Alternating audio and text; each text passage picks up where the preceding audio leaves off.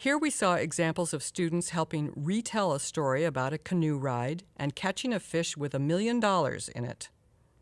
The teacher used a blend of correction, reformulation, and asking for clarification techniques. She and the other students also used gestures to help the speaker continue. On-the-spot correction techniques are useful for giving feedback while a student is performing. Examples include using gestures or silent mouthing, offering a quick correction, reformulating, and asking for clarification or for repetition. Delayed correction techniques avoid interruptions and allow students to speak or write with fluency and cohesion. In this case, observers note errors and give individual, group, or whole class feedback afterwards. The feedback can be oral or written. Teachers can also record or videotape students. Students can then self-reflect, get feedback from others, and/or receive feedback from the teacher. Number 3, viewing points. Feedback on written production.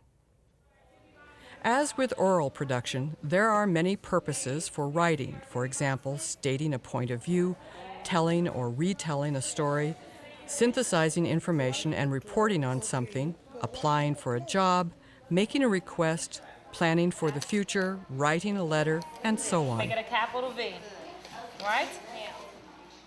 A teacher can support the writing process and help with effective feedback by providing models, by making available student self-edit checklists and resources, by focusing first on fluency and overall comprehension instead of mechanical mistakes, and by allowing time and making resources available for students to self-correct and to receive formative feedback and peer feedback along the way.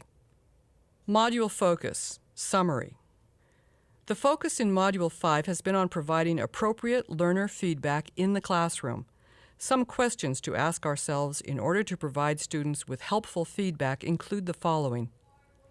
Is the mistake or error really wrong? Or could it be my imagination? I can always ask for clarification or a repetition. Did you ask in English? Is this a mistake that several students are making? Should I pull back and redirect the group or the whole class instead of the individuals? Does the mistake or error affect communication? Are we concentrating on accuracy at the moment? Would on-the-spot or delayed feedback or even ignoring it altogether be more appropriate? From a cultural perspective, is it likely to offend or irritate someone? Is it the first time the student has spoken for a long time? Could the student react badly to my correction? What is the most supportive way to offer feedback? Remember what we've been learning about? Anticipating mistakes and errors that students are likely to make, diagnosing them when they happen, and then providing a feedback technique that's a good match and that encourages students to keep going. This is what defines effective learner feedback.